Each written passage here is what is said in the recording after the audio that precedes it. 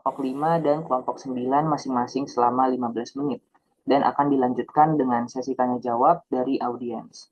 Untuk kelompok 5, apabila sudah siap dengan presentasinya, maka waktu 15 menit dimulai ketika kelompok 5 sudah memulai pembahasan. Pada kelompok 5 dipersilahkan.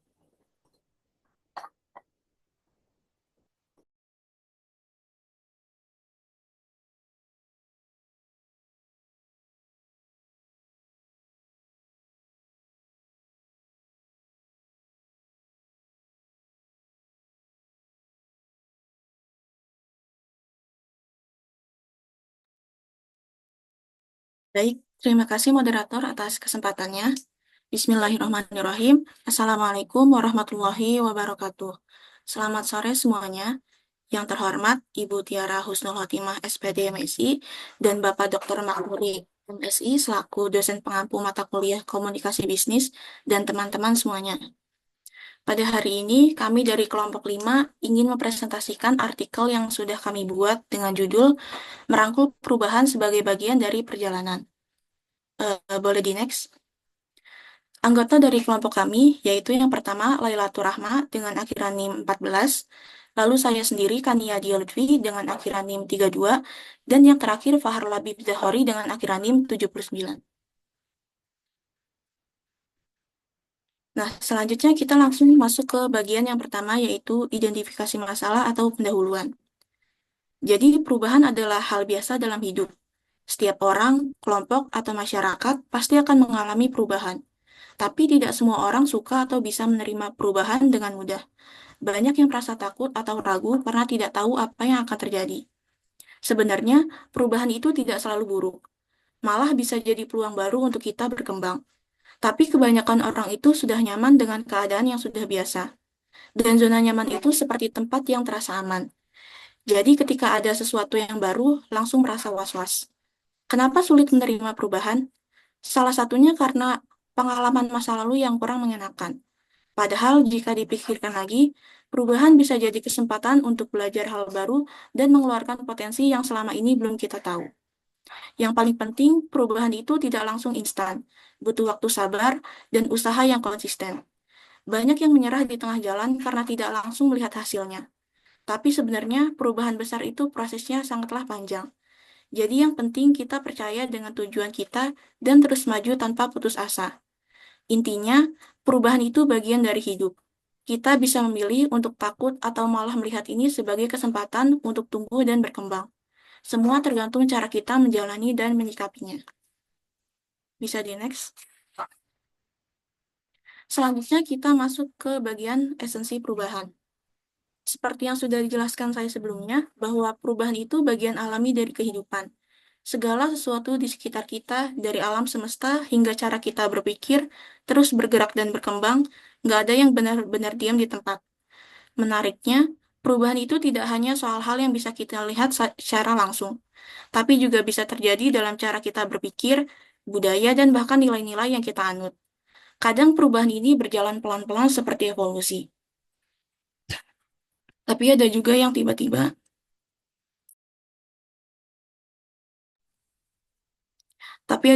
tiba-tiba dan drastis seperti revolusi. Namun, perubahan itu bisa punya dua sisi. Bisa membawa kemajuan jika dikelola dengan baik, tapi bisa juga membuat kemunduran jika tidak dipersiapkan dengan matang.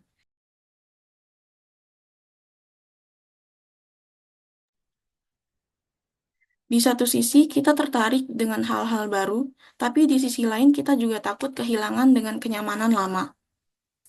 Hal yang perlu dipahami adalah perubahan itu tidak terjadi dalam satu momen saja. Biasanya ini adalah rangkaian peristiwa yang saling terhubung. Banyak faktor yang memengaruhi, seperti lingkungan, perkembangan teknologi, atau situasi global. Sama seperti musim yang datang silih berganti, perubahan juga punya pola dan siklusnya sendiri. Ada masa percepatan di mana semuanya berkembang pesat, dan ada masa di mana perubahan butuh waktu untuk benar-benar terasa dampaknya. Yang paling penting, kita mungkin nggak bisa mengendalikan perubahan itu sendiri, tapi kita selalu bisa mengendalikan cara kita meresponnya. Jika kita melihat perubahan sebagai sesuatu yang menakutkan, maka kita akan terus terjebak dalam ketakutan itu. Tapi jika kita melihatnya sebagai kesempatan untuk berkembang, kita bisa memanfaatkannya untuk mencapai sesuatu yang lebih baik. Slide selanjutnya akan dijelaskan oleh teman saya. Selanjutnya ada melihat perubahan sebagai peluang. Perubahan merupakan elemen esensial dalam dunia yang dinamis, dan kemampuan untuk memandang perubahan sebagai peluang adalah kunci keberhasilan organisasi. Faktor ini mendorong terciptanya inovasi serta perkembangan.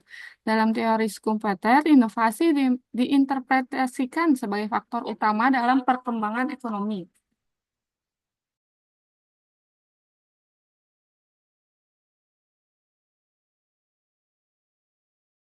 Maaf, lanjut. Yang muncul sebagai respon terhadap perubahan dalam teknologi, dinamika pasar, dan regulasi yang berlaku. Salah satu contoh sebelumnya, maaf. Salah satu contoh nyata bagaimana kemampuan melihat perubahan sebagai peluang telah menjadi faktor utama kesuksesan adalah Apple. Apple yang semula dikenal sebagai produsen komputer, melihat perubahan pasar dan memahami kebutuhan konsumen sehingga berekspansi ke produk inovatif seperti iPod, iPad, dan iPad. Hal yang sama terjadi pada Netflix yang awalnya dimulai sebagai layanan penyewaan DVD melalui pos. Seiring berjalannya waktu, Netflix beradaptasi dengan perkembangan teknologi dan perilaku konsumen sehingga dapat bertahan dengan mulai menawarkan layanan streaming. Nah, kedua perusahaan tersebut membuktikan bahwa kesuksesan tidak hanya berpaku pada kemampuan beradaptasi, tetapi juga pada keberanian dalam melihat perubahan sebagai peluang untuk berkembang dan berinovasi. Kemudian membangun pola pikir terbuka terhadap perubahan juga harus dilakukan supaya dapat memanfaatkan perubahan sebagai peluang. Salah satunya adalah dengan menerapkan growth mindset, yaitu keyakinan bahwa setiap kegagalan bukanlah titik akhir, melainkan menjadi bagian dari proses belajar dan berkembang. Selain itu, individu dan organisasi perlu meningkatkan fleksibilitas kognitif, yaitu kemampuan yang penting untuk dimiliki dan terus ditingkatkan supaya dapat menghadapi perubahan. Kemudian ada keberanian untuk mengambil risiko dan menghadapi ketidakpastian, serta menciptakan urgensi terhadap perubahan sehingga siap menghadapi tantangan baru. Slide selanjutnya. Kemudian ada membangun kepercayaan terhadap perubahan. Kepercayaan terhadap perubahan adalah faktor penting yang menilai keberhasilan individu dan organisasi dalam menghadapi dinamika lingkungan. Salah satu cara yaitu untuk membangun kepercayaan ini adalah dengan menciptakan transparansi dan komunikasi yang baik. Informasi yang jelas dan terbuka menentukan arah dan tujuan perubahan yang terjadi sehingga lebih mudah dipahami oleh individu dan organisasi. Komunikasi yang efisien juga dapat mengurangi ketidakpastian serta meningkatkan rasa percaya terhadap proses perubahan yang terjadi. Kemudian ada peran pemimpin, di mana pemimpin perubahan harus visioner dan mampu menetapkan visi dan arah yang jelas terkait perubahan. Pemimpin harus menjadi contoh dalam menerima dan beradaptasi terhadap perubahan untuk menginspirasi orang lain. Selain itu, pemimpin perubahan juga harus berani dan mampu mengatasi kesulitan. Kemudian ada partisipasi aktif dalam proses perubahan, yang dalam hal ini tidak hanya meningkatkan rasa kepemilikan, melainkan juga mengurangi resistensi terhadap perubahan. Kemudian ada mendorong inovasi dan fleksibilitas, di mana mendorong inovasi berarti memberikan ruang bagi individu untuk mengembangkan ide-ide baru. Kemudian, fleksibilitas membantu beradaptasi diri dengan kondisi yang terus berkembang. Terakhir, ada menciptakan budaya perubahan positif, di mana menyediakan lingkungan yang mendukung untuk melakukan eksperimen dan pembelajaran sehingga individu menjadi lebih berani mencoba hal-hal baru serta melihat perubahan sebagai peluang untuk berkembang. Dan dengan prinsip-prinsip ini, baik individu maupun organisasi dapat membangun kepercayaan terhadap perubahan dan menjadikannya sebagai bagian dari strategi pertumbuhan yang berkelanjutan. Next, hambatan dalam menerima perubahan. Meskipun perubahan merupakan bagian tak terpisahkan dari kehidupan, manusia seringkali mengalami kesulitan dalam menerimanya. Memahami berbagai hambatan ini menjadi langkah penting untuk dapat mengatasi resistensi dan mengembangkan strategi adaptasi yang efektif. Hambatan yang pertama ada psikologis, di mana terbagi menjadi 5. Yang pertama, ketakutan dan ketidakpastian. Manusia cenderung merasa nyaman dengan rutinitas dan pola yang sudah dikenalnya, sehingga perubahan seringkali dianggap sebagai ancaman terhadap stabilitas. dan ketidakpastian mengenai hasil akhir dari suatu perubahan bisa memicu kecemasan dan keraguan yang pada akhirnya membuat seseorang enggan untuk bergerak maju. Lalu yang kedua ada kenyamanan dalam zona nyaman. Zona nyaman memberikan perasaan aman dan terkendali sehingga kecenderungan untuk mempertahankan keadaan yang sudah ada mendorong individu untuk menolak perubahan meskipun ada peluang yang lebih baik di luar sana. Yang ketiga ada rasa kehilangan dan nostalgia. Perubahan mengharuskan seseorang meninggalkan sesuatu yang telah menjadi bagian dari kehidupannya sehingga rasa kehilangan ini bisa menjadi hambatan emosional yang kuat, terutama jika seseorang memiliki keterikatan yang dalam terhadap masa lalu. Keempat, kurangnya percaya diri. Ketakutan akan kegagalan sering muncul saat menghadapi perubahan. Individu khawatir tidak mampu menyesuaikan diri atau tidak memiliki keterampilan yang dibutuhkan untuk berhasil dalam lingkungan baru, sehingga dapat melumpuhkan inisiatif dan mencegah orang mengambil langkah pertama menuju adaptasi. Yang terakhir, ada trauma dan pengalaman buruk.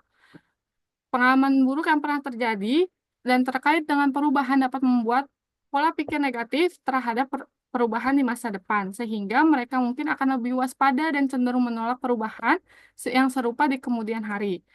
Hambatan yang kedua itu yaitu hambatan kognitif, di mana yang pertama ada pola pikir yang kaku. Orang yang memiliki pola pikir yang cenderung kaku dan sulit menerima sesuatu yang baru, meyakini bahwa kemampuan, kepercayaan atau cara hidup mereka sudah benar dan tidak perlu diubah, sehingga menolak perubahan karena menganggapnya sebagai sesuatu yang tidak perlu atau bahkan mengancam identitas mereka. Yang kedua ada bias kognitif, di mana mendorong orang untuk mencari informasi yang memperkuat keyakinan yang sudah ada dan mengabaikan bukti yang bertentangan, sehingga membuat perspektif alternatif sulit diterima. Dan terakhir ada kebiasaan yang mengakar.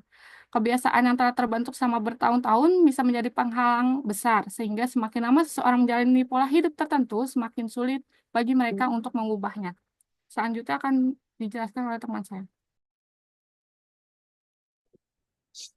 Selanjutnya ada hambatan dalam bidang sosial budaya. Yang pertama ada tekanan konformitas sosial. Jika seseorang berada dalam komunitas yang menolak perubahan, kemungkinan besar mereka juga akan memiliki pandangan yang sama. Tekanan dari keluarga, teman, atau rekan kerja bisa menjadi penghalang, terutama jika perubahan tersebut bertentangan dengan nilai atau norma yang telah lama dianut. Kemudian yang kedua, norma dan nilai yang mengakar. Masyarakat dengan tradisi yang kuat seringkali memiliki mekanisme pertahanan yang menolak perubahan demi mempertahankan identitas kolektif dan stabilitas sosial. Dinamika kekuasaan dalam struktur sosial juga dapat memperkuat resistensi, terutama ketika perubahan dipandang mengancam hierarki atau privilege kelompok tertentu. Kemudian yang ketiga, fenomena pemikiran kelompok atau groupthink, di mana fenomena ini dapat menciptakan lingkungan di mana inovasi dan ide-ide baru dimatikan sebelum sempat berkembang. Individu mungkin ragu untuk mengadopsi perubahan jika hal tersebut bertentangan dengan ekspektasi kelompok. Kemudian hambatan pada bidang lainnya, yang pertama ada hambatan informasional. Menurut Kotter tahun 2007, ketidaktahuan atau minimnya pemahaman tentang perubahan yang terjadi dapat menjadi penghambat utama.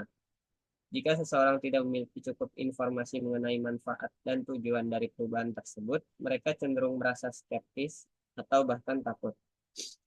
Kemudian yang kedua ada hambatan organisasional yang dibagi menjadi dua. Yang pertama inersia struktural.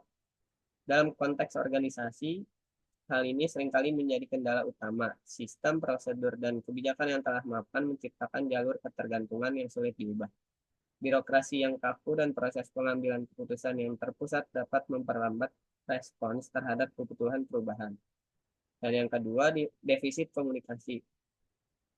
Dengan kurangnya komunikasi efektif tentang tujuan dan manfaat perubahan juga berkontribusi pada resistensi. Ketika orang tidak memahami alasan dibalik perubahan atau tidak melihat bagaimana perubahan akan menguntungkan mereka, motivasi untuk beradaptasi menjadi minim. Kemudian yang terakhir, hambatan struktural dan ekonomi. Seseorang mungkin ingin berubah, tetapi terhalang oleh keterbatasan sumber daya, regulasi, atau sistem yang tidak mendukung. Misalnya dalam dunia kerja, banyak orang yang ingin beralih profesi tetapi terhambat oleh biaya pendidikan, kurangnya kesempatan, atau aturan yang membatasi mobilitas mereka. Next. Kemudian ada cara mengatasi hambatan dalam menerima perubahan. Yang pertama, pengembangan pola pikir tumbuh atau growth mindset dengan melihat perubahan sebagai kesempatan untuk belajar. Yang kedua, peningkatan kesadaran diri dengan memahami alasan dibalik ketakutan dan resistensi. Yang ketiga, ada edukasi dan komunikasi dengan cara mencari pengetahuan tentang perubahan. Yang keempat, membangun lingkungan yang mendukung dengan cara bergaul dengan orang-orang yang terbuka terhadap perubahan. Yang kelima, partisipasi dalam proses perubahan. Caranya dengan melibatkan diri secara aktif untuk meningkatkan rasa memiliki. Kemudian yang keenam, pengembangan ketahanan mental dengan cara melatih keberanian menghadapi tantangan. Menerima perubahan bukan tentang menghilangkan semua hambatan, melainkan mengembangkan kapasitas untuk menghadapinya. Next.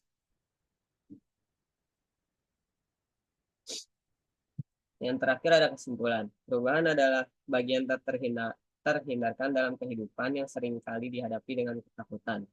Tantangan utama dalam menerimanya adalah rasa nyaman terhadap kondisi saat ini, ketakutan akan ketidakpastian, serta hambatan sosial budaya. Untuk mengatasinya diperlukan pola pikir tumbuh atau growth mindset, fleksibilitas, serta keberanian mengambil resiko.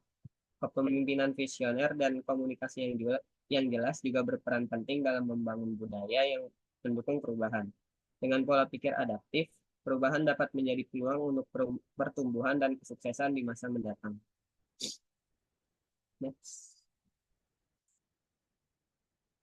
Terima kasih. Sekian presentasi dari kelompok 5. Saya kembalikan kepada moderator. Baik, terima kasih kepada kelompok 5 atas penyampaian materinya yang luar biasa. Apabila ada teman-teman yang ingin bertanya seputar materi tentang kelompok 5, saya akan persilahkan. Silahkan resen terlebih dahulu ya. Baik, di layar sudah ada kelompok 1 yaitu Najwa Nuraini Baskara, dan kelompok 7 yaitu Ilham Hargo, dan kelompok 8 yaitu Gracia Moldi. Dipersilakan kepada Najwa Baskara terlebih dahulu untuk bertanya. Baik, terima kasih kesempatannya moderator. Terima kasih juga kepada kelompok 5 yang sudah mempresentasikan dengan sangat baik. Sebelumnya perkenalkan saya Najwa Nuraini Baskara dengan NIM 13056222065.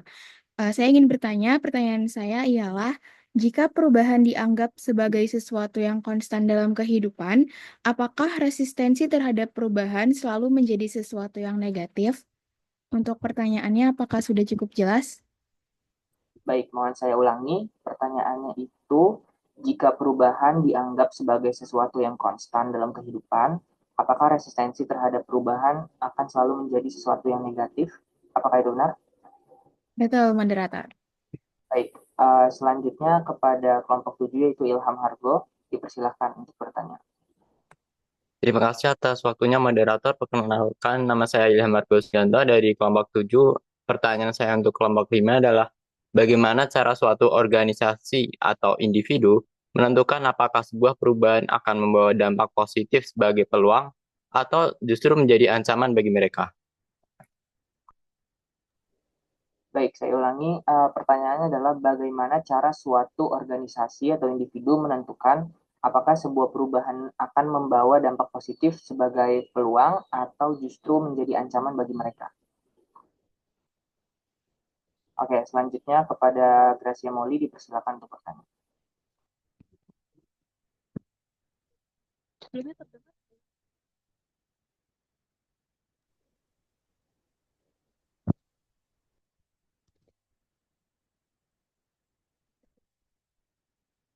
kasih juga untuk kelompok ini yang menyaksikan. Perkenalkan, nama saya Gracia Mola dengan NIM 130220. Izin bertanya pada kelompok 5. Kan tadi disebutkan bahwa tantangan utama dan perubahan itu adalah sebuah tantangan. Nah, mengatasinya dengan edukasi dan komunikasi. Jadi menurut kelompok 5, seberapa efektif sih komunikasi dalam mengurangi ketakutan terhadap perubahan, dan tolong berikan juga contoh. Terima kasih. Apakah sudah jelas pertanyaannya?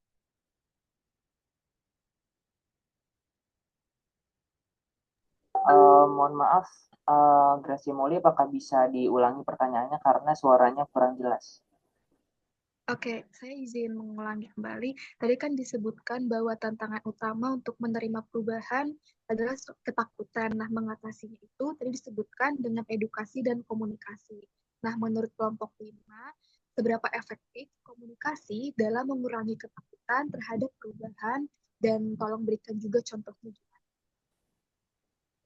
Baik, saya ulangi. Pertanyaannya adalah, seberapa efektif komunikasi dalam mengurangi ketakutan terhadap perubahan? Lalu berikan juga contohnya. Baik.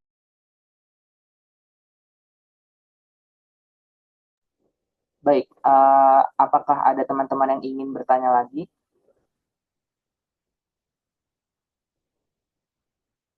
Baik, jika sudah tidak ada, kepada kelompok 5 saya akan berikan waktu untuk mempersiapkan jawabannya.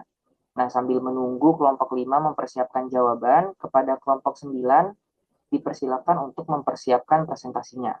Waktu 15 menit akan dimulai saat kelompok 9 memulai pembahasan. Terima kasih.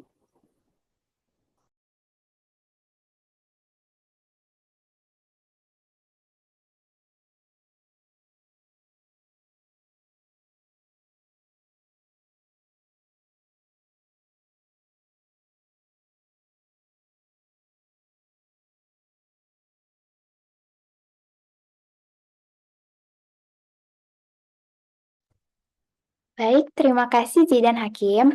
Di sini saya sebagai perwakilan dari kelompok 9 akan membacakan presentasi kita melalui yaitu berjudul Melihat dan Mempercayai Perubahan dengan dosen pengampunya itu Bapak Makmuri dan Ibu Tiara Husnul Khotimah. Dengan kelompok 9 yaitu Debbie Febrianti dengan NIM akhiran 08, Salsabila Aulia dengan NIM akhiran 27, dan saya sendiri Andita Bina Magusila Zain dengan NIM akhiran 56. Selanjutnya, pada presentasi di sini, kok saya dan kelompok saya akan membahas materi mengenai mengapa perubahan sulit dilihat dan dipercaya, kemudian seeing is believing versus believing is seeing, kemudian ada tantangan strategi melihat perubahan, kemudian ada komitmen perekat antara melihat dan percaya, selanjutnya ada tantangan dan strategi menggerakkan orang, kemudian ada tantangan dan strategi menyelesaikan perubahan, kemudian ada studi kasus adaptasi perubahan di Indonesia, dan yang terakhir ada kesimpulannya. Selanjutnya, nah, yang pertama kita akan membahas mengenai mengapa perubahan sulit dilihat dan dipercaya. Perubahan seringkali sulit dikenali karena terjadi secara perlahan, tersembunyi di balik rutinitas, atau hanya tampak pada bagian kecil dari suatu sistem. Awalnya, perubahan mungkin terasa tidak signifikan, tetapi begitu mencapai momen tertentu, dampaknya bisa sangat cepat dan mendalam. Banyak orang melihat perubahan ini di depan mata, tetapi tetap menyangkal atau mengabaikannya, karena bias kognitif dan rasa nyaman dengan cara lama.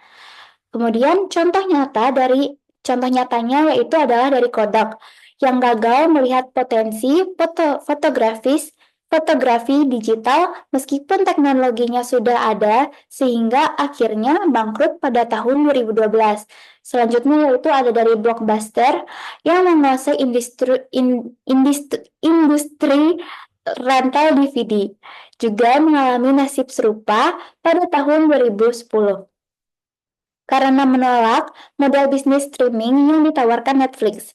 Bahkan Canon, pemimpin industri kamera, harus pula menutup beberapa pabrik pada tahun 2020 akibat persaingan ketat dari smartphone yang menawarkan kemudahan fotografi instan. Kasus-kasus ini menyoroti satu persoalan utama, yaitu bagaimana membuka mata orang-orang sekitar untuk melihat, bergerak, dan menyelesaikan perubahan. Selanjutnya. Nah, kita akan membahas mengenai seeing is believing, atau percaya setelah melihat bukti nyata. Banyak orang yang yakin terhadap sesuatu setelah melihat hasil konkret. Mereka menunggu bukti bahwa perubahan-perubahan besar benar-benar berhasil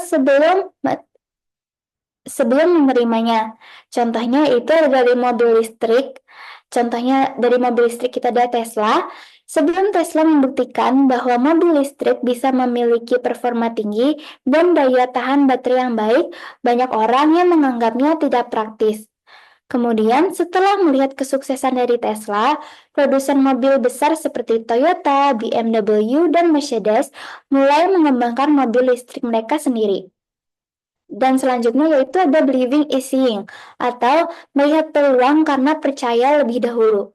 Orang-orang yang visioner bisa melihat potensi sebelum ada bukti nyata. Keyakinan mereka pada ide baru memungkinkan mereka untuk menciptakan perubahan besar. Contohnya yaitu Netflix dan streaming.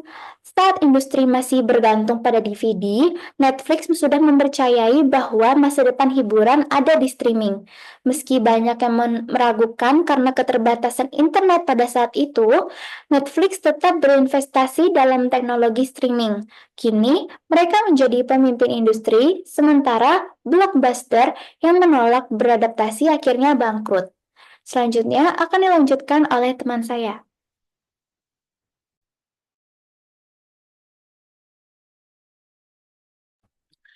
Baik, lalu selanjutnya salah satu alasan mengapa perubahan seringkali sulit diterima adalah karena kita itu nggak selalu menyadari bahwa perubahan itu sedang terjadi. Ada berbagai hambatan yang membuat kita sulit melihat perubahan dengan jelas, yaitu di dalam PPT ini tidak ada cahaya sama sekali, yaitu adalah artinya ketidaktahuan. Jadi perubahan terjadi tanpa tanda atau indikator yang jelas. Nah, akibatnya kita itu nggak bakal sadar bahwa perubahan ini sedang berlangsung. Hingga akhirnya kita malah tersadarnya ketika perubahan itu sudah terlambat. Lalu terlalu banyak cahaya. Nah, ini adalah kebalikannya dari tidak ada cahaya sama sekali. Yaitu terlalu banyak cahaya ini adalah informasi yang sangat berlebihan. Saat informasi terlalu banyak, kita pasti bakal kesulitan memilah mana yang benar-benar relevan. Apakah ini hoax atau ini fakta? Nah, penyebabnya juga kita bisa jadi salah fokus dan malah melewatkan inti dari perubahan yang sedang terjadi ini. Lalu, peta yang salah, ini adalah persepsi keliru. Kesalahan dalam memahami perubahan dapat menyebabkan arah yang salah dalam mengambil keputusan. Contohnya, kita menganggap perubahan itu adalah ancaman, padahal sebenarnya perubahan itu adalah sebuah peluang yang membuat kita tuh menjadi lebih makin berkembang. Lalu kita melihat dalam terowongan, artinya kita tuh memiliki pandangan yang sempit. Jadi ketika kita hanya fokus pada satu aspek saja, kita bisa melewatkan gambaran yang sangat besar dari perubahan yang terjadi. Nah, akibatnya apa? Akibatnya ini kita bakal kehilangan peluang yang bisa mendukung kita dalam beradaptasi. Nah, jadi bagaimana sih kita biar bisa lebih sadar akan perubahan? Dalam strategi membuka mata yang diucapkan oleh Black and Gregerson tahun 2002, dia itu menciptakan kontras yang sangat tajam. Nah, jadi kita dapat membandingkan kondisi saat ini dengan kondisi yang diinginkan. Contohnya, kita bisa bandingkan bagaimana performa yang kita sebelumnya dimiliki dengan performa yang udah ada diterapkan perubahannya. Lalu, kita dapat menciptakan konfrontasi yang efektif, yaitu kita dapat menghadapkan orang dengan fakta yang tidak bisa diabaikan. Misalkan kita bisa banget menggunakan data nyata atau contoh konkret yang tentang dampaknya perubahan.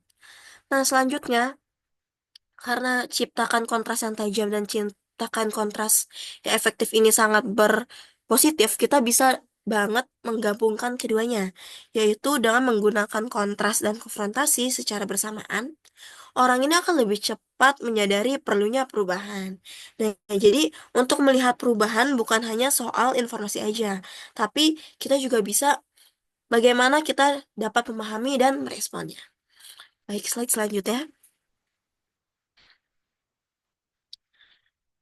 Nah, melihat perubahan aja tuh nggak cukup untuk benar-benar mewujudkannya. Lalu, apa yang dibutuhkan? Yaitu yang dibutuhkan adalah kita perlu percaya dan komitmen. Jadi komitmen ini adalah faktor yang dapat menghubungkan antara melihatnya peluang dan mempercayai perubahan. Banyak orang dapat melihat perubahan yang terjadi, tetapi hanya mereka yang benar-benar berkomitmen yang mampu membawa perubahan tersebut menjadi kenyataan. Itu di sini ada believing sama dengan committing. Di sini adalah percaya adalah langkah awal dari komitmen. Jadi kalau misalkan kita nggak yakin dengan perubahan, kita nggak bakal dapat sungguh-sungguh untuk menjalankannya. Lalu komitmen menghasilkan keberhasilan. Keyakinan yang tidak didukung dengan komitmen hanya akan menjadi angan-angan saja. Contohnya, kalau misalkan kita percaya bahwa gaya hidup sehat itu penting banget, tapi kita nggak komitmen untuk menjalaninya, maka kita nggak bakal bisa menjalani pola hidup yang sehat itu. Lalu, Anda adalah apa yang Anda percaya. Keyakinan ini membentuk tindakan dari hasil yang kita capai. Nah, kalau misalkan kita percaya bahwa perubahan akan membawanya kepada kebaikan, kita pasti bakal bekerja keras untuk mencapainya. Jadi perubahan nyata hanya akan terjadi jika kita memiliki komitmen yang kuat untuk mewujudkannya. Lalu slide selanjutnya.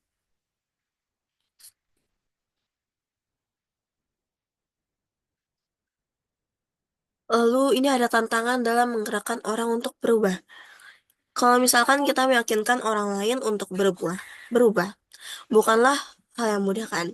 Nah, lalu dari itu makanya ada beberapa hambatan yang sering banget menghalangi seseorang untuk bergerak ke arah perubahannya. Yaitu tantangannya ketakutan akan risiko. Banyak banget orang yang nggak mau sama sekali berubah karena takut gagal atau malah kehilangan stabilitasnya mereka. Contohnya kalau misalkan kita melihat seorang karyawan takut mencoba metode kerja baru karena dia tuh khawatir hasilnya nggak bakal sebaik metode yang lama. Lalu adanya ketidakjelasan. Jika perubahan tidak memiliki arah yang jelas, orang pasti bakal bingung dan ragu sekali. Nah, contohnya itu bisa kita lihat di perusahaan yang ingin berinovasi, tapi tidak memberikan petunjuk yang konkret tentang bagaimana inovasi itu harus dilakukan. Makanya dia bakal gak bisa untuk berubah. Lalu kurangnya dukungan. Perubahan sulit diterapkan jika tidak ada dukungan dari tim, kolega, ataupun pemimpin. Jika seorang individu ingin berubah, tetapi lingkungannya ini nggak mendukung sama sekali, perubahan pasti bakal sulit banget terwujud. Lalu ada rencana yang nggak matang. Tanpa perencanaan yang baik, perubahan bisa menjadi berantakan dan sulit banget diimplementasikan. Contohnya perubahan yang ingin menerapkan sistem baru, tapi tanpa persiapan yang matang, pasti bakal banyak banget perubahan yang tidak terjadi dan malah banyak banget hambatan. Lalu untuk mengatasi tantangan ini, kita bisa menerapkan beberapa strategi, yaitu berikan data dan contoh nyata. Jadi kalau misalnya kita menggunakan fakta dan studi kasus untuk menunjukkan bahwa perubahan itu penting nih. Nah, kita bisa banget menunjukkan bagaimana perusahaan lain yang menerapkan strategi baru berhasil meningkatkan produktivitas mereka. Lalu tetapkan tujuan SMART, yaitu spesifik, terukur, dapat dicapai, relevan, dan berbatas waktu. Pastikan tujuan ini perubahan itu spesifik. Dengan tujuan yang jelas, orang lebih akan mudah memahami arah perubahan dan langkah yang harus diambil. Lalu ada bangun jaringan dukungan. Dukung kolaborasi dan motivasi dapat membangun komunitas yang saling membangun. Contohnya ketika kita membuat kelompok diskusi atau mentor yang bisa mendukung proses perubahannya. Lalu kita bisa banget membuat rencana yang jelas, yaitu kita dapat menguraikan langkah-langkah yang konkret agar tahu apa yang harus dilakukan. Misalnya kita bisa membuat panduan langkah demi langkah tentang bagaimana cara kita mengadopsi kebiasaan baru. Maka perubahan ini gak bisa dipaksakan, tapi kita bisa didorong dengan strategi yang tepat. Jika kita memberikan kejelasan, dukungan, dan rencana yang matang, orang akan lebih mudah menerima dan menjalankan perubahannya itu. Selanjutnya akan dibacakan oleh teman saya. Oke, baik. Selanjutnya ada pembahasan mengenai tantangan dan strategi dalam menyelesaikan perubahan. Jadi sebelumnya sudah dibahas mengenai melihat dan bergerak dalam perubahan. Dalam realitasnya seseorang yang melihat belum tentu akan bergerak dan mereka yang bergerak belum tentu memiliki daya juang yang cukup untuk menyelesaikan hingga tuntas. Nah, contohnya misalkan saat kita mulai rajin olahraga atau belajar hal baru, tapi setelah beberapa minggu kemudian kita mulai malas dan akhirnya berhenti. Nah, hal tersebut juga sama terjadi dalam organisasi dan bisnis. Banyak perubahan yang awalnya digerakkan dengan antusiasme yang besar, tetapi di tengah jalan kehilangan momentum. Nah, mengapa hal tersebut terjadi? Apa yang membuat perubahan itu sulit untuk diselesaikan? Nah, setiap perubahan itu baik dalam skala kecil maupun besar pasti memiliki tantangannya tersendiri. Nah, untuk itu kita perlu eh, memerlukan strategi yang tepat dalam menyelesaikan perubahan. Di sini ada 3 poin dari masing-masing tantangan dan strateginya. Untuk poin pertama itu mengenai keletihan perubahan. Proses perubahan yang panjang dan kompleks bisa menyebabkan kelelahan fisik dan mental. Jadi bayangkan kita itu sedang lari maraton ya guys. Kalau kita langsung lari kencang, di awal pasti kita akan kelelahan dan eh, tidak akan menyelesaikan sampai finish. Nah, begitu pula dengan perubahan. Jika dilakukan terlalu cepat tanpa strategi yang matang, orang bisa kehilangan energi, merasa kewalahan, dan akhirnya menyerah. Nah, untuk mengatasinya, kita bisa pastikan perubahan ini memiliki ritme yang wajar dan beri waktu dengan adaptasi. Jadi kita atur ritme perubahannya. Karena perubahan itu kan bukan tentang seberapa cepat ya kita memulai, tapi tentang bagaimana kita bisa bertahan dalam perjalanan panjang. Nah, kita perlu nih membagi tahapan perubahan ini ke dalam langkah-langkah yang realitas. Selanjutnya yaitu poin kedua mengenai kehilangan kepercayaan. Jika perubahan tidak menunjukkan hasil yang jelas atau terasa stagnan, kepercayaan terhadap proses dapat menurun. Nah, dalam banyak kasus ya, orang kehilangan kepercayaan itu terhadap perubahan karena hasilnya itu tidak muncul secara langsung gitu. Jadi orang ngerasa ini tuh nggak ada progresnya atau nggak ada perkembangannya. Jadi lama-lama prosesnya tuh menurun. Nah, bagaimana cara mengatasinya? Yaitu dengan membangun kepercayaan. Kita akan komunikasikan progresnya dengan transparan dan tunjukkan hasil kecilnya yang berhasil dicapai. Jadi dalam organisasi kita bisa melakukan pembaruan progres secara rutin dan dapat membantu mempertahankan semangat tim serta bahkan pencapaian kecilnya sekalipun juga bisa memberikan dorongan motivasi yang besar. Sehingga kepercayaan itu bisa tumbuh dan bisa menjadi bukti nyata. Poin ketiga itu ada kurangnya indikator kemajuan. Tanpa pengukuran yang jelas, sulit menentukan apakah perubahan berjalan ke arah yang benar. Nah, ini kan rasanya sulit ya untuk terus melangkah tanpa kepastian. Sama halnya dengan perubahan. Tanpa indikator yang jelas, kita tidak tahu apakah kita sudah maju, diam di tempat, atau malah mundur. Nah, bagaimana strateginya? Strategi ini kita harus gunakan indikator yang jelas. Jadi bayangkan kita sedang mengikuti perjalanan menuju sebuah tujuan. Nah, tanpa arah atau maps, gitu kita pasti akan tersesat. Nah, oleh karena itu kita penting untuk memiliki indikator keberhasilan, baik itu dalam bentuk target, angka, ataupun checklist yang dapat terukur dengan baik. Bisa di next slide selanjutnya. Kepada kelompok 9, waktu sudah menunjukkan 15 menit ya, jadi dimohon dipercepat. Oke, baik, moderator. Saya akan Baik, untuk selanjutnya ada studi kasus dalam adaptasi perubahan Indonesia. Di sini ada 2 kasus. Yang pertama ada Tokopedia dan Gojek. Jadi Tokopedia ini sebelum hadir banyak pelaku UMKM gitu kesulitan menjual produk mereka karena akses pasar yang terbatas. Nah, karena tantangan itu, jadi Tokopedia hadir nih menghadirkan platform e-commerce dengan sistem pembayaran yang lebih aman dan membuat para UMKM ini bisa berjualan secara online. Sehingga kita bisa lihat bahwa Tokopedia ini bisa melihat tantangannya dan bergerak dengan mencari strategi adaptasinya untuk perubahan dan menyelesaikan dengan menghasilkan hasil-hasilnya. Begitupun juga terhadap Gojek. Gojek itu dulunya kan kita berawal dari transportasi konvensional ya, karena ada driver ojek pangkalan gitu. Jadi dulu harus menunggu lama untuk mendapatkan pelanggan tanpa kepastian. Nah, Gojek hadir mengubah cara kerja industri transportasi tersebut dengan aplikasi yang menghubungkan antara driver dan pelanggannya secara langsung. Nah, jadi Gojek pun juga bisa melihat tantangannya dan melakukan pergerakan dengan melihat strategi adaptasinya, kemudian menyelesaikan sehingga menjadi eh, aplikasi yang berguna bagi masyarakat. Oke, bisa di next selanjutnya. Oke, jadi kesimpulan yang didapat dari materi kami adalah perubahan adalah sebuah perjalanan yang tidak mudah, tetapi sangat penting untuk eh, dihadapi. Banyak individu dan organisasi kesulitan mengenali serta menerima perubahan yang seringkali berujung pada kegagalan, seperti hal yang dialami oleh perusahaan Kodak dan Blockbuster.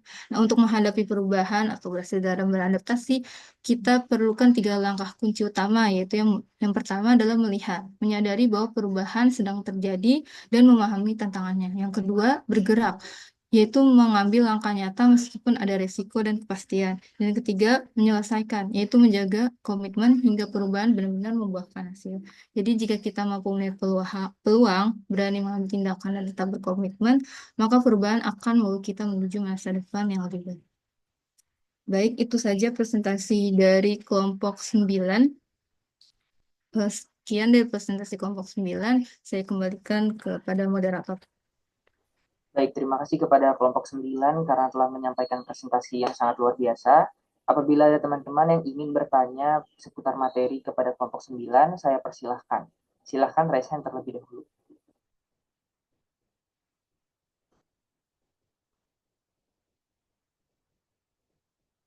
Baik, kepada Aurelia Adinda dipersilakan untuk bertanya.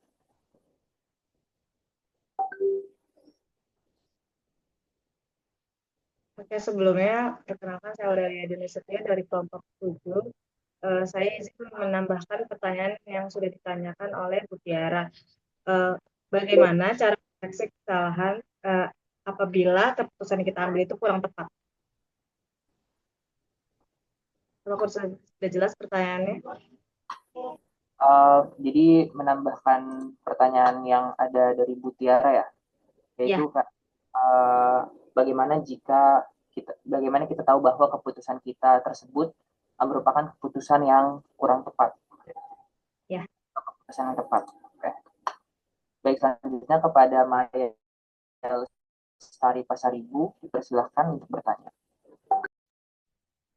Baik, terima kasih atas waktunya moderator. Perkenalkan, saya Maya Lestari Pasaribu dari kelompok 10. Saya ingin bertanya kepada kelompok 9. Dalam presentasi dijelaskan bahwa komitmen adalah perekat antara melihat dan mempercayai perubahan. Namun, tidak semua orang atau organisasi yang sudah melihat peluang memiliki komitmen untuk bertindak.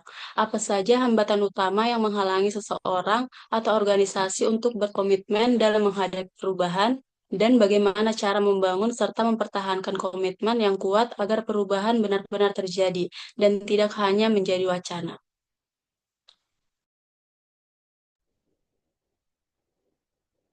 Baik, saya ulangi. Apa saja hambatan utama yang menghalangi seseorang atau organisasi untuk berkomitmen dalam menghadapi perubahan, dan juga bagaimana cara membangun serta mempertahankan komitmen yang kuat agar perubahan benar-benar terjadi dan tidak hanya menjadi wacana. Ya. Baik, selanjutnya kepada dipersilakan. Baik, terima kasih moderator atas waktunya. Saya Kesha Putri Zali Komar dari kelompok 4, izin bertanya kepada kelompok 9. Bagaimana cara perusahaan menemukan keseimbangan antara menunggu kepastian dan berani mengambil resiko lebih awal agar tetap unggul dalam menghadapi perubahan? Apakah pertanyaan saya sudah jelas? Baik, saya ulangi. Bagaimana cara perusahaan menemukan keseimbangan antara menunggu kepastian dan berani mengambil resiko lebih awal agar tetap unggul dalam menghadapi perubahan? Ya. Baik, selanjutnya itu ada pertanyaan dari Bu Tiara yang kurang lebih sama seperti Adinda, yaitu pertanyaannya adalah kehidupan kita sering berubah-ubah, misal pindah rumah, pindah kerja, dan perubahan-perubahan lainnya. Bagaimana kita tahu bahwa keputusan kita akan perubahan tersebut merupakan keputusan yang tepat? Itu adalah pertanyaan dari Bu Tiara yang kurang lebih sama seperti Adinda Aurelia. Mungkin ketika menjawab pertanyaannya berarti menjawab pertanyaan dari dua pertanyaan tersebut. Baik, kepada kelompok 9 akan saya berikan waktu. Moderator, izin moderator. Baik, Pak Makmuri. Boleh saya bertanya satu pertanyaan? Boleh, Pak. Silakan, Ya. Pak. Nambah ya, tadi udah banyak pertanyaan dari teman-teman kelompok lain ya, sudah ke kelompok yang presentasi. Saya mencoba bertanya satu juga ya, menambahkan. Jadi perubahan itu kan banyak ya, yang menginisiasi untuk berubah itu banyak. Karena yang melihat cahaya itu belum tentulah hanya pimpinan saja. Bisa juga dari anak buah, atau bukan hanya dalam negara itu bukan hanya presiden, menteri saja yang bisa melihat cahaya perubahan itu, tapi juga bisa rakyat ya, yang melihat yang perlu adanya perubahan. Nah, bagaimana perubahan itu, apakah mungkin ya bila yang melihat itu anak buah ya, masyarakat banyak. Kalau dalam perusahaan itu anak buah lah ya. Kalau dalam negara itu masyarakat luas ya, yang ingin terjadinya perubahan. Tetapi pimpinan itu enggak setuju ya adanya perubahan itu. Maka bisa terjadi seperti kalau di negara itu tahun 98 ya, terjadinya reformasi karena tidak disetujui pemimpin ya, perubahannya itu. Nah, dalam kondisi saat ini juga banyak nih ya,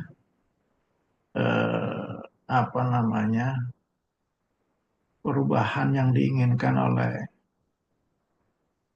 anak buah, dalam hal ini rakyat, tapi tidak disetujui ya. Atau bahkan perubahan yang dilakukan oleh pimpinan tidak disetujui oleh rakyat ya. Contoh ya, perubahan tentang ABRI, TNI ya, sekarang ini lagi viral kan. TNI itu akan berubah, setelah reformasi dulu berubah fungsi TNI, sekarang akan berubah lagi nih. Nah, TNI bisa menjabat di lembaga-lembaga sipil.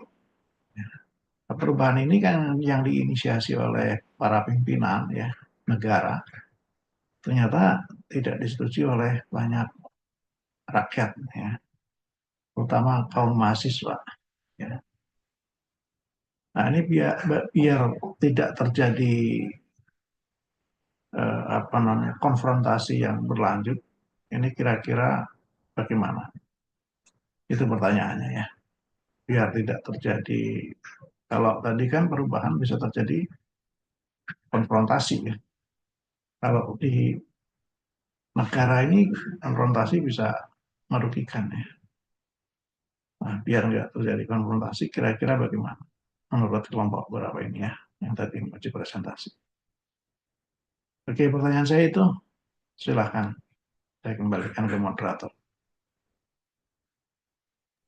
Baik, Bapak.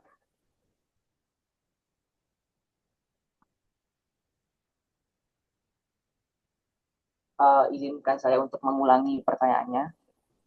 Jadi bagaimana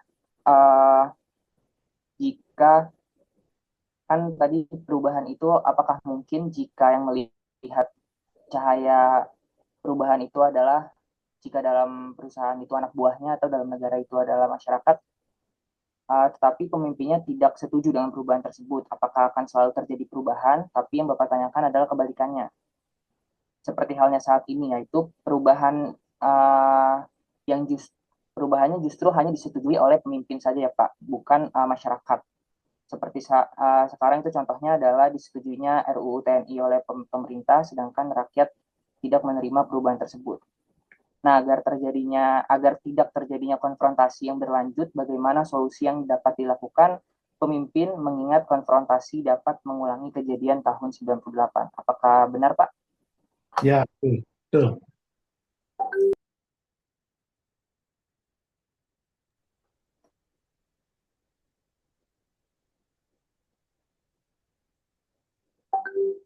Baik, karena semua pertanyaan sudah ditanyakan,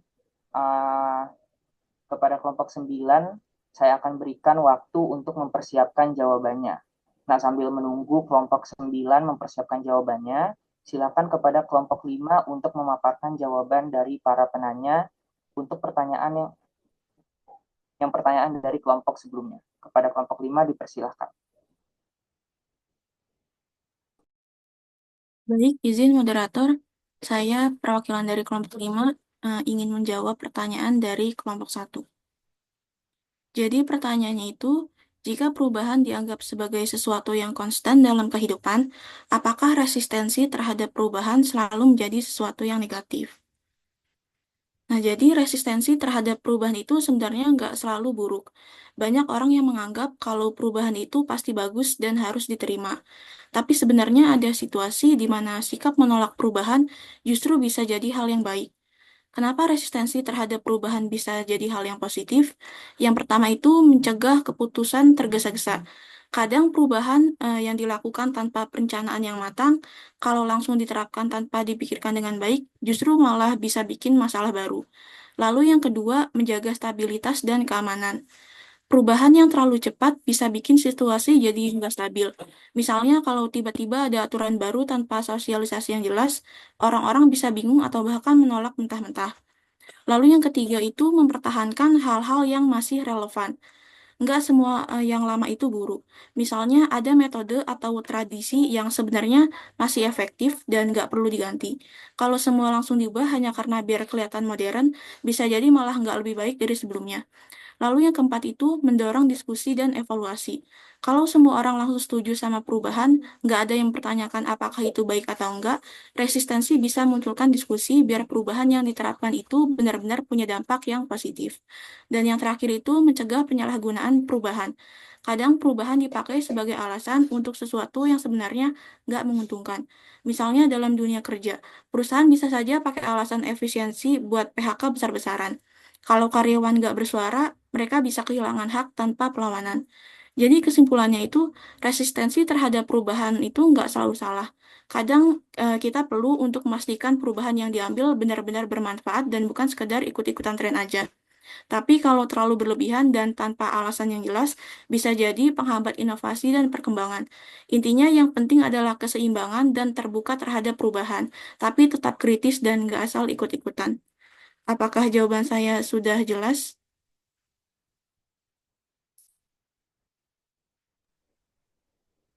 Bagaimana kepada kelompok 1, apakah jawabannya sudah jelas? Baik, sudah jelas. Terima kasih Kania atas jawabannya. Baik, selanjutnya akan ada pertanyaan dari kelompok 8, yaitu seberapa efektif komunikasi dalam mengurangi ketakutan terhadap perubahan. Sertakan contohnya juga. Silakan dijawab oleh kelompok. Zidan, Ya, maaf sebentar, mungkin pengulangan pertanyaannya boleh dibantu oleh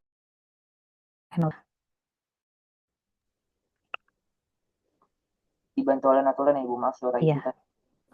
Oke.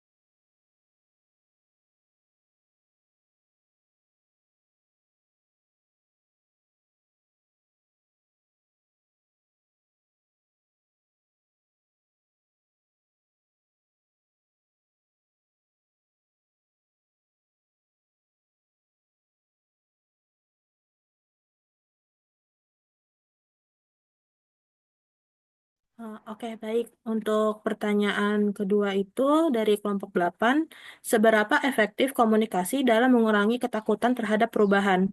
Berikan juga contohnya. Baik, izin menjawab pertanyaan dari kelompok 8.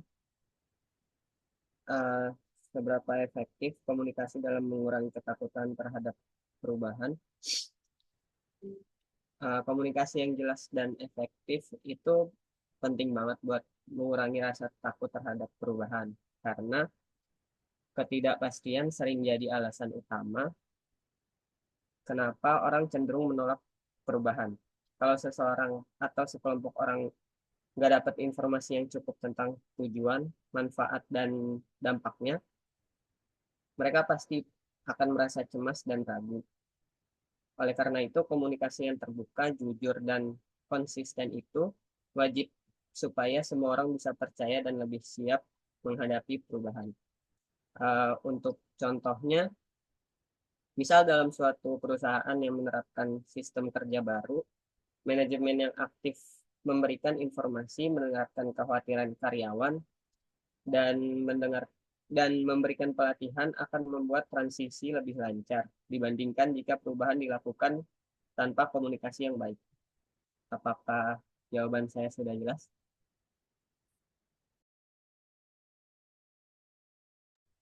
Udah menjawab, terima kasih.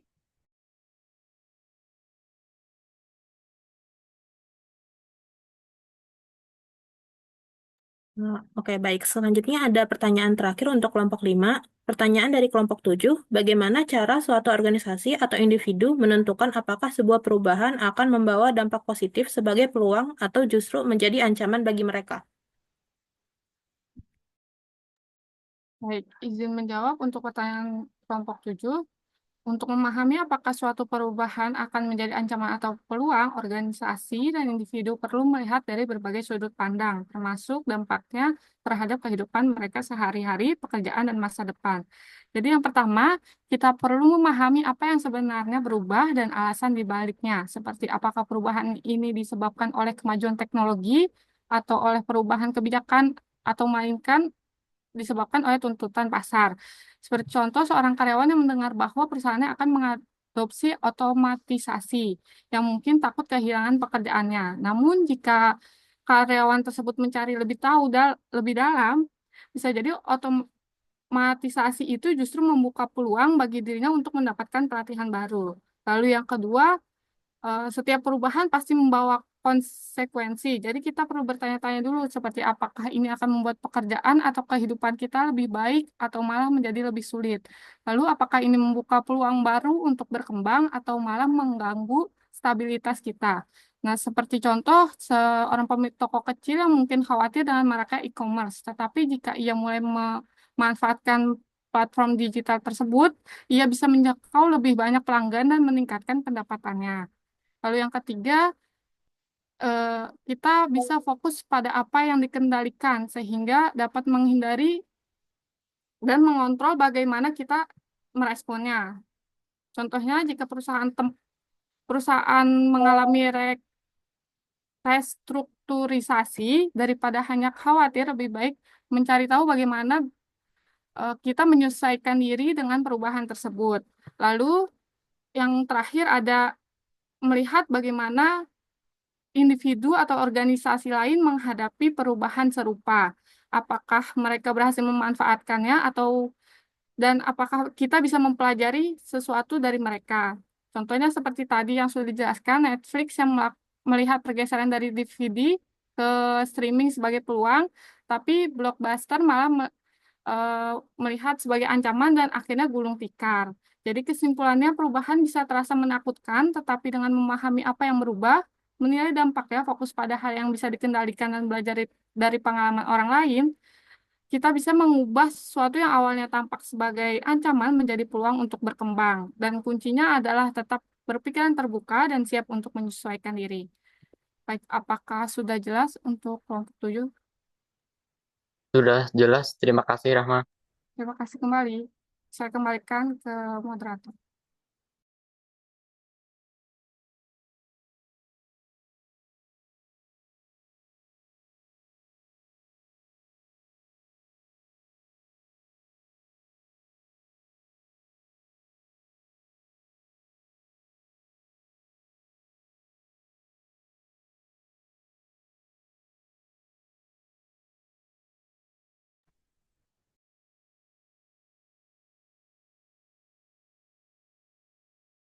Halo, moderator, boleh dilanjutkan? Baik, Bu. Maaf. Terima kasih kepada kelompok 5 atas paparan jawabannya. Selanjutnya kepada kelompok 9, dipersilakan untuk memaparkan jawaban dari kelompok yang sudah bertanya tadi. Kepada kelompok 9 dipersilakan.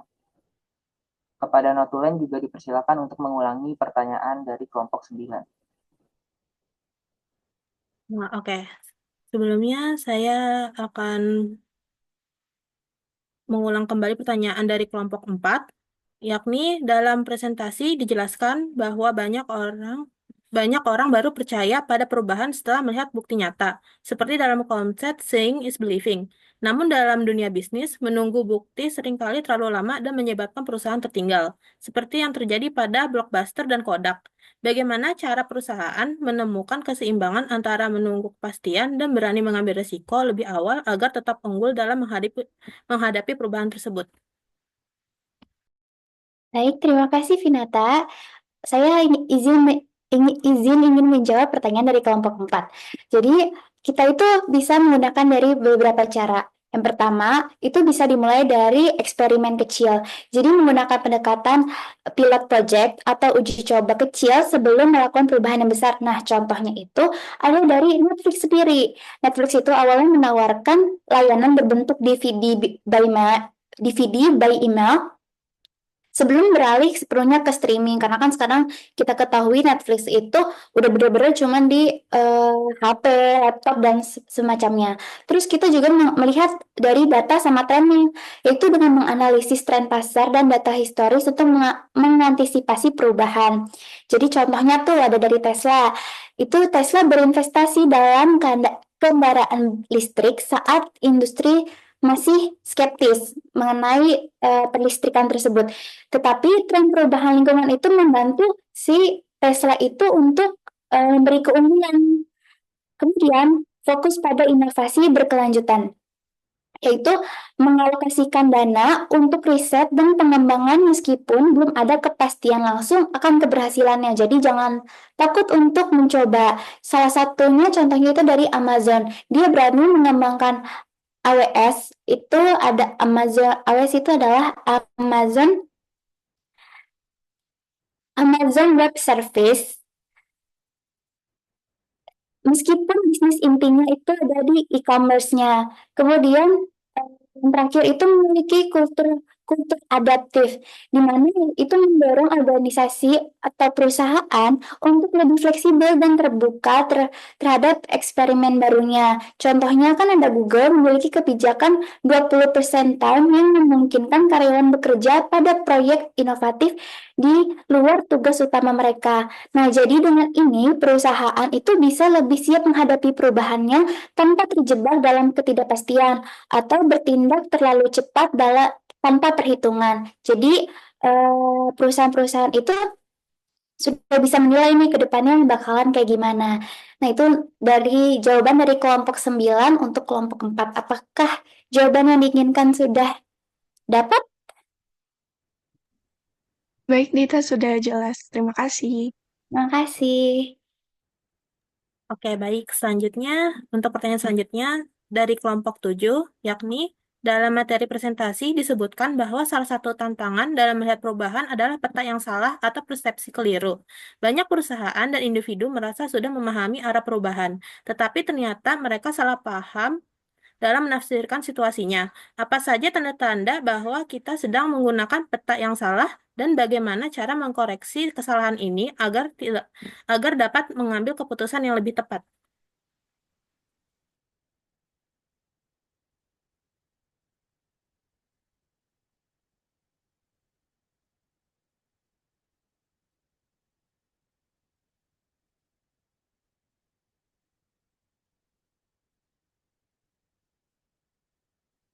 Baik, saya izin menjawab pertanyaan dari kelompok 7 yang kebetulan pertanyaannya tuh mirip dengan pertanyaannya Ibu Tiara mengenai kehidupan kita sering berubah-ubah, misal pindah rumah, pindah kerja, perubahan-perubahan lainnya.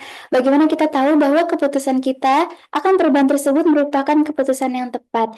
Nah, jadi sebelumnya saya izin kepada Aurel dan Ibu Tiara untuk menjawabnya dalam satu satu jawaban. Jadi yang pertama itu kita menentukan tujuan dan prioritasnya itu di mana, apa yang ingin dicapai, apakah keputusan yang diambil ini itu mendukung tujuan jangka panjang atau sekedar reaksi di saat itu aja. Nah, kemudian manfaatnya itu apa sih dalam jangka pendek dan jangka panjang? Resiko terburuknya tuh gimana? Jika resiko masih bisa dikelola, itu tandanya baik untuk melangkah. Kalau misalkan resikonya tinggi, mungkin bisa diriset lebih jauh lagi. Kemudian, apakah ada alternatif yang lebih baik? Nah, jangan mengambil keputusan hanya karena kita melihat itu tuh satu-satunya pilihan yang kita punya. Kalau misalkan kita pindah kerja, kita tuh harus cek juga pertumbuhan perusahaannya tuh gimana, peluang karir dan budaya kerja gimana. Karena belum tentu di satu tempat itu sama dengan tempat lainnya. Bisa jadi tempat sebelumnya itu lebih baik dibandingkan tempat yang baru, dan belum tentu tempat yang baru itu eh, lebih buruk dari tempat sebelumnya. Kemudian kalau misalkan pindah rumah, nah kita pertimbangkan lagi nih faktornya, aksesnya gimana, kenyamanan lingkungannya gimana. Jadi misalkan kan kita untuk memiliki rumah kita harus bekerja. Nah, akses ke tempat kerjanya tuh kita gimana, enak atau enggak, terus lingkungannya itu dijaga satu dengan baik atau enggak. Nah, terus habis itu mencoba skala kecil. Jadi sebelum pindah kerja, kita itu bisa mencari proyek sampingan atau berbicara dengan orang dalam perusahaan tersebut. Jadi sudah memiliki udah bisa jaga-jaga gitu. Kemudian juga sebelum pindah rumah, kita tuh bisa coba tinggal sementara di lokasi tersebut untuk memahami lingkungannya. Kalau misalkan memiliki uang lebih, jadi kita bisa untuk nyewa tempat di sekitaran daerah situ untuk kita bisa membaca situasinya atau gimana. Kemudian ada juga evaluasi dengan membayangkan diri di masa depan, apakah kita bakal menyesal untuk mengambil keputusan itu atau enggak. Tidak semua keputusan harus sempurna. Kalau misal ternyata di keputusan kita ke depannya itu ada kesalahan, it's okay. Yang penting kita tuh udah berani untuk mencoba dan berani untuk beradaptasi dan mencari solusinya juga. Jadi jangan stuck di situ-situ aja. Kita juga harus cari solusinya gimana kalau misalkan jalan yang kita ambil tuh salah gitu. Terus jadi sebelum untuk memulai perubahan, kita tuh harus bisa menilai risiko besar dan kecilnya. Jadi kita mempertimbangkannya dengan baik. Jadi kalau misalkan ada kemungkinan terburuk, kita nggak kaget-kaget banget. Seperti itu jawaban dari kelompok 9. Apakah jawaban Aurel dan Ibu Tiara sudah mendapatkan jawaban yang diinginkan? Sudah, terima kasih kelompok 9. Terima kasih Aurel. Oke, Andi, sedikit menanggapi ya. Ya, Saya setuju ya dengan jawaban dari Andi, mungkin menambahkan sedikit saja. Sebetulnya belum tahu ya keputusan kita buat itu sebetulnya tepat atau tidak. Nah, faktor-faktor tadi yang disebutkan oleh Andi, seperti perencanaan yang matang, faktor lainnya ya, kemudian ada dukungan-dukungan dari orang terdekat juga, itu menambah keyakinan kita bahwa oh keputusan yang kita ambil ini baik gitu ya, keputusan yang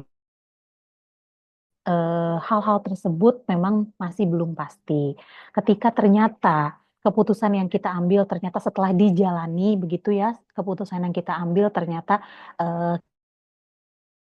keputusan kemarin itu salah gitu. Nah, kita harus siap dengan perubahan itu sendiri gitu. Pasti kan ada perubahan-perubahan yang terjadi. Kita harus bisa berimprovisasi di hidup kita juga gitu. Perubahan yang terjadi itu seperti apa. Dan saya juga setuju dengan kata Andi, kita jangan takut untuk melakukan kesalahan gitu. Karena menurut saya yang luput dari salah gitu, dan kita ini akan belajar dari kesalahan. Semakin banyak kita berbuat salah, menurut saya ya, semakin banyak kita berbuat salah, semakin banyak kita belajar. Dan belajar dari kesalahan itu semakin membuat kita nantinya gitu, keputusan-keputusan yang kita ambil nantinya semakin terasah gitu. Oh, karena sebelum-sebelumnya saya sudah melakukan kesalahan ke depannya kesalahan itu jangan sampai terulang lagi. Jadi keputusan yang kita ambil nantinya semakin baik gitu. Oke, baik itu saja tambahan dari saya. Silahkan dilanjutkan. Terima kasih, Ibu. Baik, Ibu. Selanjutnya saya akan mengulang kembali pertanyaan dari kelompok 10, yakni dalam presentasi dijelaskan bahwa komitmen adalah perekat antara melihat dan mempercayai perubahan. Namun tidak semua orang atau organisasi yang sudah melihat peluang memiliki komitmen untuk bertindak. Apa saja hambatan utama yang menghalangi seseorang atau organisasi untuk berkomitmen dalam menghadapi perubahan? Dan bagaimana cara membangun serta mempertahankan komitmen yang kuat agar perubahan benar-benar terjadi dan tidak hanya menjadi wacana saja.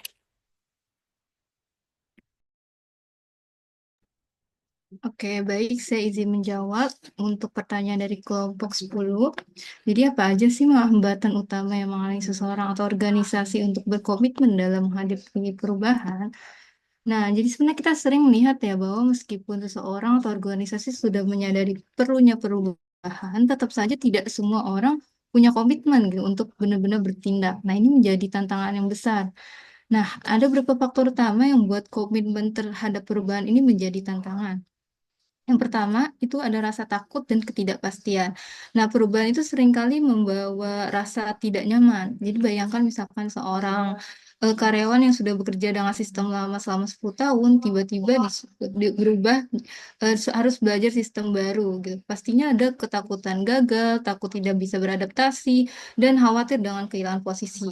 Nah, hambatan yang kedua itu ada kurangnya visi yang jelas. Nah, jika manfaat perubahan tidak tergambar dengan nyata, komitmen sulit terbentuk. Sama seperti seorang yang misalkan ingin diet, kalau hanya fokus pada jangan makan ini atau makan itu, tandanya kita melihat manfaat jangka panjangnya aja gitu, tanpa melihat jangka panjangnya, pasti akan cepat menyerah gitu. Berikutnya, poin ketiga itu lingkungan yang tidak mendukung. Nah, sehebat apapun niat seseorang untuk berubah, kalau sekelilingnya justru menghambat, komitmen biasanya akan goyah. Nah, misalnya kita ingin hidup sehat, tapi setiap hari teman-teman kita ngajak makan junk food. Nah, itu pasti berat dong.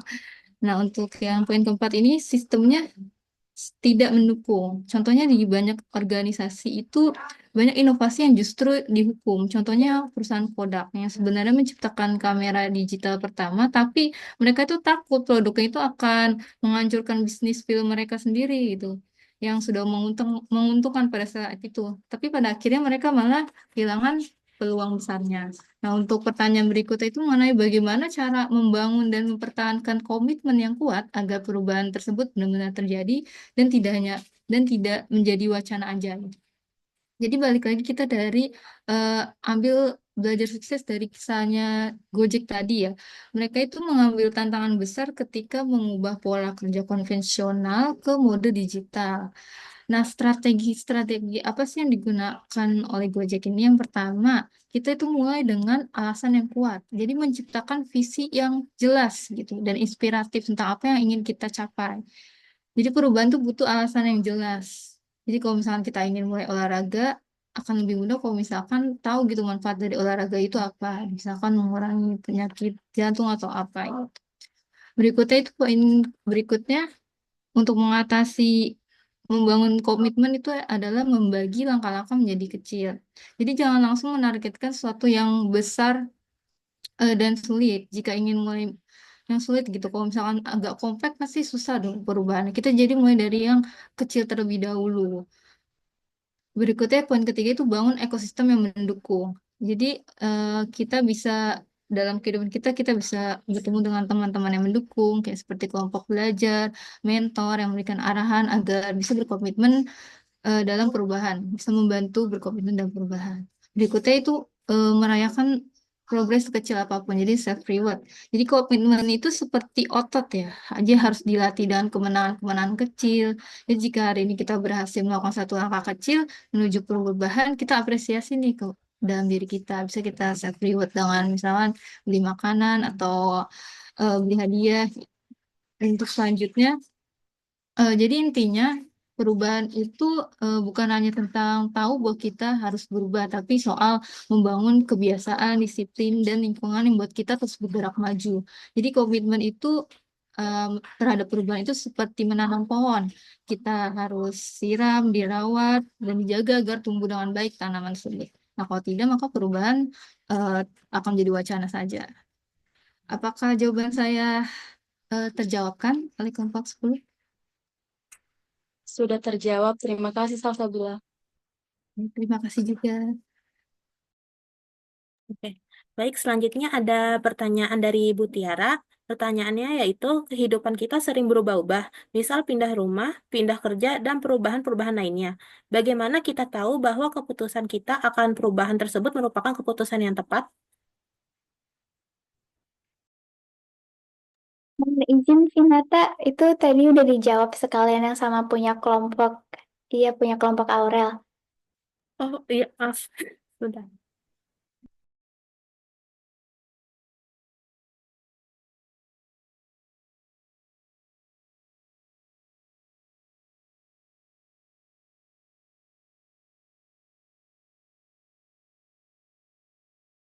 Oh ya, maaf sebelumnya. Selanjutnya saya akan mengulang kembali pertanyaan dari Pak Makmuri, yakni saat ini terdapat perubahan yang hanya disetujui oleh pimpinan dan tidak disetujui oleh rakyat. Nah, yaitu disetujuinya RUU TNI oleh pemerintah atau pemimpin. Agar tidak terjadinya konfrontasi yang berlanjut, bagaimana solusi yang dilakukan pemimpin mengingat konfrontasi dapat mengulangi kejadian tahun 1998? Baik, saya izin menjawab, tetapi saya menjawab secara generalnya saja. Jadi untuk mengatasi konfrontasi antara pemimpin dengan masyarakat ataupun pemimpin dengan karyawan terkait perubahan yang tidak disetujui itu pasti memerlukan pendekatan yang bijaksana. Menurut kami yang pertama itu adalah penting sekali untuk membangun komunikasi yang terbuka dan transparan. Sehingga masyarakat atau karyawan merasa didengar dan dipahami. Lalu yang kedua, pemimpin juga harus melibatkan masyarakat atau karyawan dalam proses pengambilan keputusan. Lalu juga memberikan ruang untuk dialog serta mediasinya, serta juga menjelaskan manfaat perubahan secara jelas. Lalu juga hindari menyalahkan satu pihak dan cobalah memahami sudut pandang yang berbeda. Jika pemimpin tidak setuju dengan perubahan, pemimpin tidak setuju dengan perubahan, bahwa karyawan atau masyarakat juga harus menyampaikan ide dengan menghargai hierarki dan fokus pada solusi. Lalu jika masyarakat atau karyawan ini nggak setuju dengan perubahan yang dilakukan oleh pemimpin juga harus mendengarkan kekhawatiran mereka dan memberikan penjelasan yang lebih transparan. Lalu menurut kami juga perubahan yang sukses itu bukan perubahan yang bersifat memaksa, tetapi perubahan yang menyesuaikan dengan dinamika yang ada.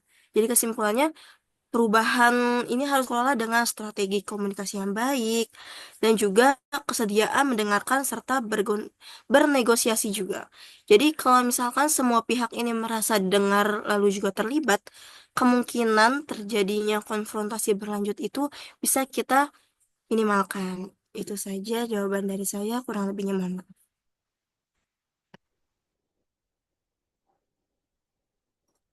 Baik, terima kasih kepada kelompok 9 atas jawaban yang telah dipaparkan. Bagaimana kepada Pak Makmuri, apakah ada tanggapan Pak atau Bu Tiara terkait jawaban-jawaban yang telah dijawab? Baik, saya akan memberi tanggapan ya. Jadi memang betul ya, saya garis bawahi jawaban itu. Jawaban tadi sepertinya klik di AI terus muncul jawaban yang sangat banyak yang tinggal dibacakan ya. Ya nggak apa-apa, kita menggunakan AI ya, tapi kita harus memahami jawaban itu. Sesuai dengan judul mata kuliah kita ini komunikasi ya. Ya memang itu komunikasi. Ya, kalau komunikasi itu terjadi kalau kita itu saling saling mempercayai, tidak berbohong satu dengan yang lain, saling jujur gitulah ya. Akan terjadi komunikasi yang bagus ya. Misalnya tujuannya apa? Pemerintah itu menggunakan RUU itu ya. Apakah untuk kepentingan semua atau untuk kepentingan TNI saja, ya. Nah, itu bisa didiskusikan dengan rakyat. Oh, ini untuk kepentingan rakyat juga misal. Mungkin dari sekian itu pasal-pasalnya itu bisa ada yang tidak sesuai gitu ya. Nah, itu bisa diperdebatkan, bisa didiskusikan. Kalau komunikasi itu tidak berjalan dengan baik ya, seharusnya komunikasi itu dilakukan sebelum ya.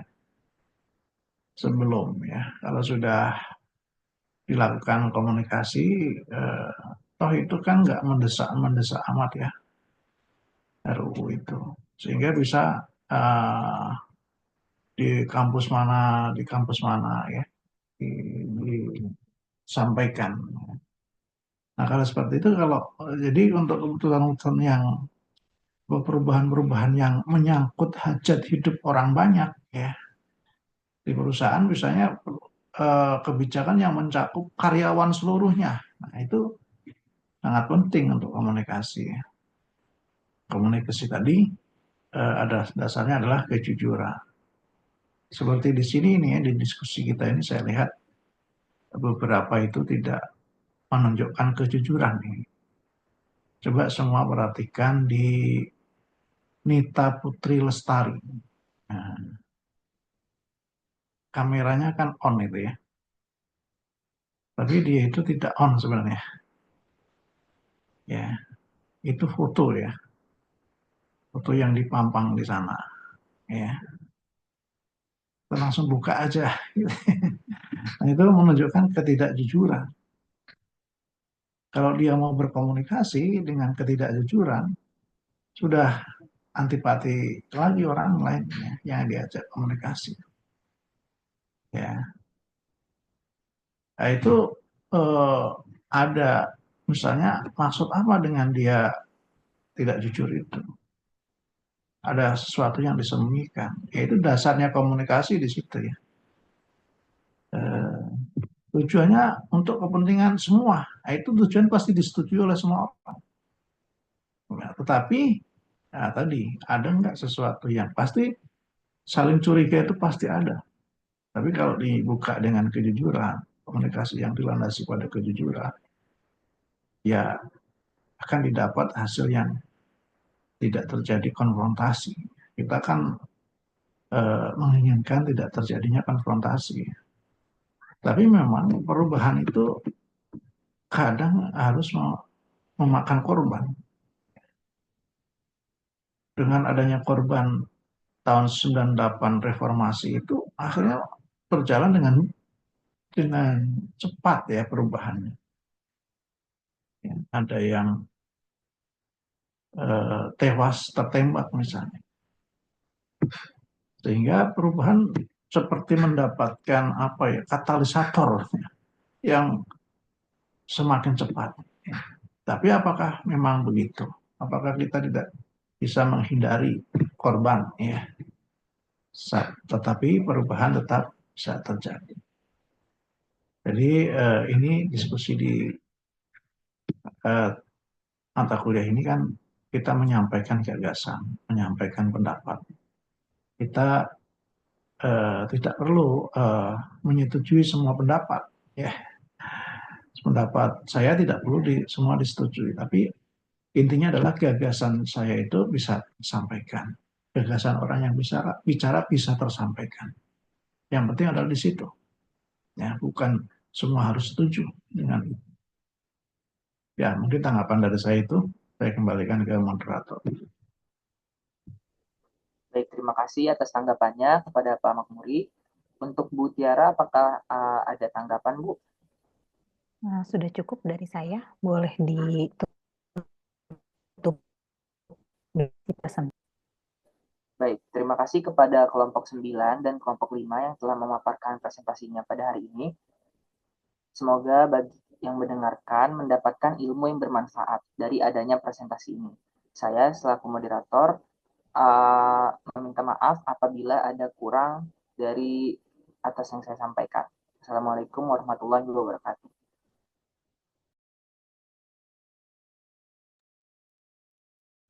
Oke, baik.